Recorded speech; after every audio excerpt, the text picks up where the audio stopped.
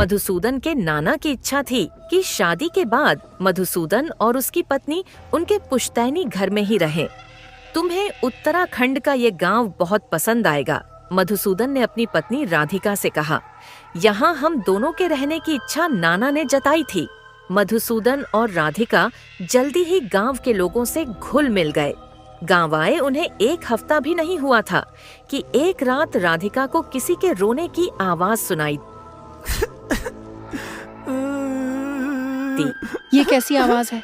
इतनी रात गए कौन रो रहा है? राधिका ने मधुसूदन से पूछा। हाँ, ये आवाज तो मुझे भी सुनाई दे रही है। क्या किसी को मदद की जरूरत है? राधिका ने उसे रोका। आप बाहर मत जाइए, हम नए हैं। अगर कुछ परेशानी है तो गांव वाले संभाल लेंगे, हमें सो जाना चाहिए।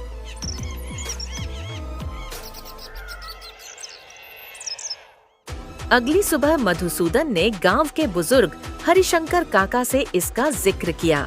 काका, कल रात मैंने और राधिका ने किसी के रोने की आवाज सुनी। क्या यहाँ कोई परेशानी है? काका मुस्कुराए और बोले, बेटा, ऐसा कुछ नहीं। ये जंगलों से घिरा इलाका है। जानवरों की आवाजें इंसानों जैसी लग सकती हैं। मधुसूदन ने कई और लोगों से पूछा, लेकिन सबने इसे उसका वहम बता दिया।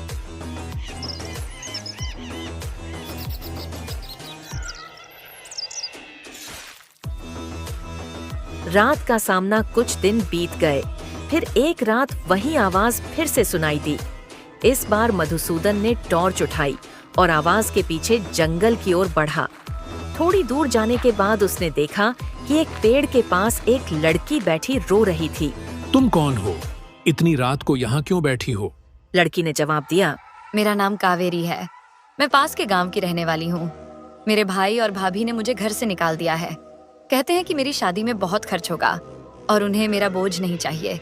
मेरे माता पिता भी कई साल पहले गुजर गए। मधुसूदन ने कहा, कोई बात नहीं, मेरे साथ चलो। अगर मैं मदद कर सकता हूँ तो जरूर करूँगा। जब मधुसूदन लड़की को घर लाया तो राधिका को गुस्सा आ गया। ये कौन है और इसे तुम घर क्यों लाए हो? मधुसूदन ने पूरी बात बताई, लेकिन राधिका अनमनी थी। कावेरी ने कहा, अगर आपको मेरे यहाँ रहने से दिक्कत है तो मैं चली जाती हूँ। मधुसूदन ने उसे रोकते हुए कहा, तुम मेरी बहन जैसी हो। जब मधुसूदन लड़की को घर लाया तो राधिका को गुस्सा आ गया। ये कौन है और इसे तुम घर क्यों लाए हो? मधुसूदन ने पूरी बात बताई, लेकिन राधिका अनमनी थी। कावेरी ने कहा, अगर आपको मेरे यहाँ रहने से दिक्कत है तो मैं चली जाती हूँ। मधुसूदन ने उसे रोकते हुए कहा, तुम मेरी बहन जैसी हो। अरे आखिर कौन है ये? कल इसका हाथ कटा और आज इसके हाथ का जख्म भर भी गया और न जाने क्यों ये भगवान की फोटो से इतना घबराती है। कुछ तो चक्कर है। अरे भाभी, आप देखिए ना, ये शीशा मेरे गुस्से से टूट गया है। कहीं आप ऐसा तो नहीं समझ रही? दरअसल ये शीशा बाहर जाए, गेंद से टूट गया है। भाभी, अच्छा ठीक है, कोई बात नहीं। राधिका को कुछ समझ नहीं आ रहा था। वो मधुसूदन को कहती भी है कि उसे उस लड़की की हरकत और चीज अच्छी नहीं लग रही है और ना ही उसे समझ आ रहा है कि उस लड़की के आने से घर में अजीब अजीब चीज हो रही है। लेकिन कावेरी के घर आने के बाद अजीब घटनाएं होने लगी। कभी शीशा टूट जाता तो कभी घर में अजीब आवाजें आती। राधिका ने एक दिन गांव के पुराने खंडहर नुमा घर को देखा जो जंगल के बीच था। वहाँ के बुजुर्गों से उसने पूछा तो एक वृद्धा ने बताया, ये घर तो सालों से वीरान पड़ा है। यहाँ एक भाई बहन रहते थे। भाई की मौत बीमारी से हो गई और बहन उसे पाने के लिए बेचैन रहती थी। वृद्धा ने कहा, तुम्हारे पति उस लड़की के भाई की तरह दिखते हैं। वो उन्हें मारकर अपने साथ ले जाना चाहती है। संभल कर रहना।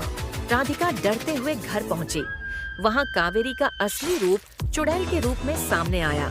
उसने मधुसूदन पर हमला करने की कोशिश की, लेकिन राधिका ने गंगा जल डालकर उसे भस्म कर दिया। निर्णय चुड़ैल के नष्ट होने के बाद राधिका और मधुसूदन ने फैसला किया कि वे गांव छोड़ देंगे। मैं तुम्हें खोना नहीं चाहती, राधिका ने मधुसूदन से कहा। दोनों ने एक दूसरे को कसकर गले लगाया और उस डरावने अनुभव को पीछे छोड़कर शहर की ओर रुख कर लिया।